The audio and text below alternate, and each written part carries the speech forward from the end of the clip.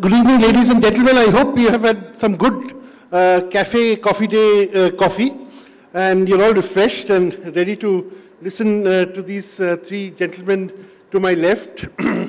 Our MC announced the names already, so I won't go into the details, but they all represent a lot of depth of experience and a variety of interactions in the procurement business. I feel in hotels, for the outside world, no one knows about the procurement manager. But so each time someone, criticizes a cut of meat or some, cheese which is not up to scratch or something, or, someone criticizes the faucet in the bathroom, though I know it's always the, chef or the engineer who's at the, in the forward line, but the fault, or the good, the praise lies with the procurement manager, because, I think all, the basis of anything good is good procurement, And I mean, having written a lot about food, I know for certain, bad ingredients cannot get you good food. So I think chefs owe a lot to to procurement managers. Of course, we will have in our next session, we'll have chefs too, to talk about this. Now, Mr. Menon, you have been with the Taj Group, and you've seen the industry for a long time. How many years have you been I have been with Taj for 3 decades. 3 decades, okay. Years. So you've seen a lot. You've seen the market also change a lot, That's true. Yeah. Now, before we go into the, the procurement managers and how they are positioned in the market and how they can improve the communications, and how they can convey the requirements better. Let us talk about what has changed in these 3 decades for the procurement manager. Well, that's a very interesting question being put to me second or third time on the panel. See, when we started procuring material way back in 70s and 80s, we never used to have any computer. That was all manual typewriter. The ledger? Yes, and everything was handwritten and then compared. There's nothing actually, typed or put in front of the managers to go through the thing and correct the thing. So the comparison statement and everything was made manually. And then actually, used to go through each and everything very minutely, which is very, very easy right now, The comparison is made much easier. The totaling, it comes in a moment if you add down the value, so many factors to it. But see, 30 years ago, there were not as many ingredients or as many materials available in the market. Now we have so many brands, I mean, so like we are talking about Cafe Coffee Day, which is now also in the business of tea, So we have, we are talking about hire. We always associate hire with, domestic air conditioning, but they are talking about commercial air conditioning now. So, the mix of ingredients, mix of material has changed so much. True. How do you deal with that? There's so much coming to you every day. It is not only the procurement department which helps to get into the various items or various categories. See, this is being done through not only the procurement department, it's also through the vendors who come and teaches us the various new things being available in the market. It also is the user department. They are also vigilant about what is being available in the market because they are centered to particular thing. If, for instance, if you talk about the chef, he is interested in his own thing. Housekeeping department, they are interested in their own things which they have got to look into. But whereas purchase field is very wide. Right. So we get to know through them also the vendors who come and tell us about the latest available. We go to the fairs and then look into the various availability. So by which we get into the hotel, whatever we require for the user department ultimately. Right. So it means that you have to work in very close coordination with your sister departments. Absolutely. Yeah. So now, Nitin, we'll come to very specifics in our second round, but I would like to ask you, you know, in a question, because you've made the transition from a five-star hotel to one of the biggest caterers in the business of catering, you know, Foodlink restaurants.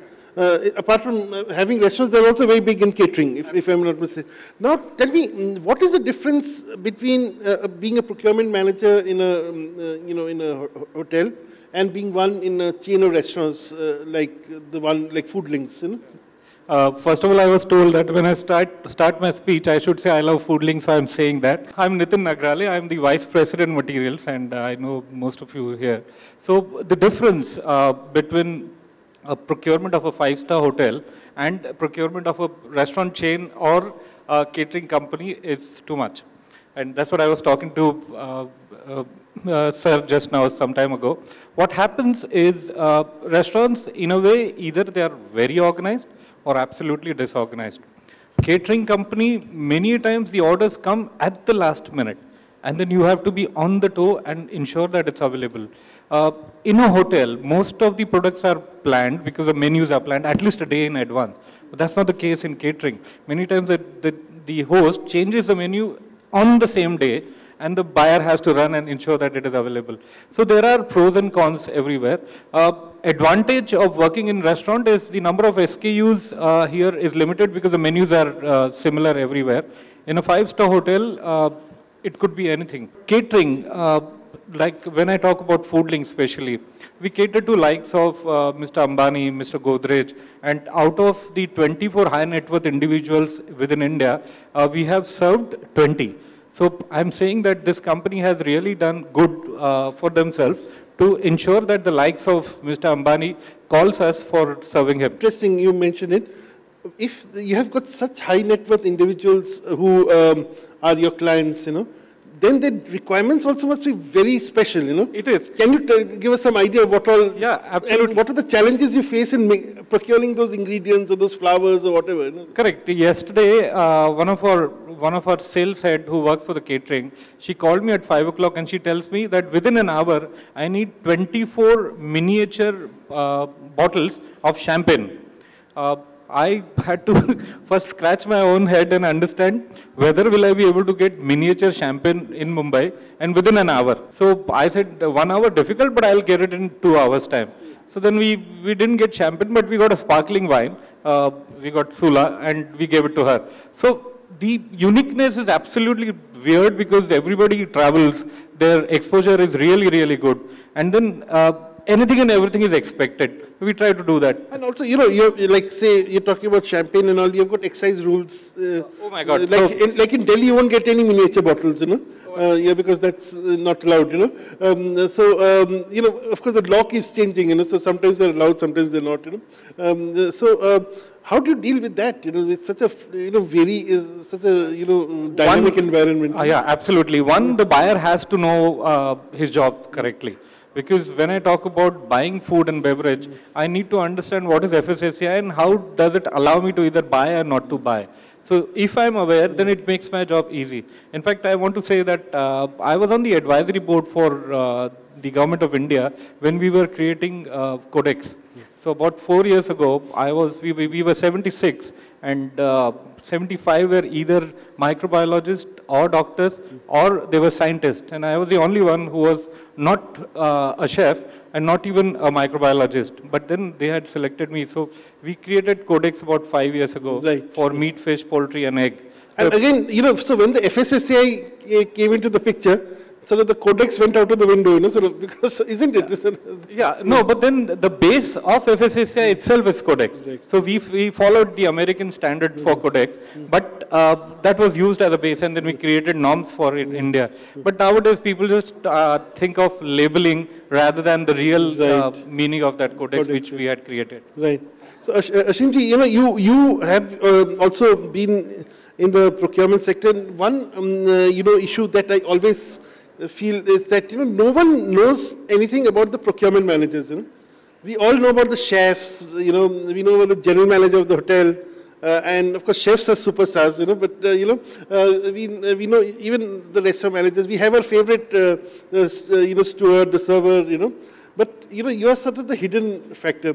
So how, you know, and yet you are facing departments which are trying to balance the consumer demands and the price, demands, So how do you play this balancing role? Because yours is a very critical balancing role. First, I would be thankful to BWD Hotelier that you are now frequently putting the procurement managers in the limelight. We should thank Mr. Bhuvanesh Khanna for that, and Mr. Vivek Mittal. Are you there? Big round of applause for our CEO, Mr. Bhuvanesh Khanna, and our marketing head, Mr. Vivek Mittal. So to answer your question, the balance has to be struck right, actually. When the user department is bombarding us with the requirements and specifics of the material, the vendors, who are actually our partners, are helping us a lot in understanding and completing those requirements on time. It is more or less a personal relation between the supplier and the purchase heads or the purchase team altogether to understand and fulfill those requirements. Definitely, I would also like to understand from Nitin that how soon you can get liquor in Mumbai in a day's time, because Delhi is definitely a very challenging market in terms of liquor procurement. There are so many processes, even in IMFL as well as in imported liquor, which doesn't allow you to get liquor in 24 hours. Definitely, the challenge is there. The challenge has to be met by vendor and the hotel management relations, and the policies have to be very clearly defined within the system to take it ahead and make it a successful So how often do you meet the vendors? I mean, do you meet them every day? We interact with vendors almost on every hourly basis. Okay. And how many, do you have a roster of vendors, like say in your hotel, how many vendors are regulars?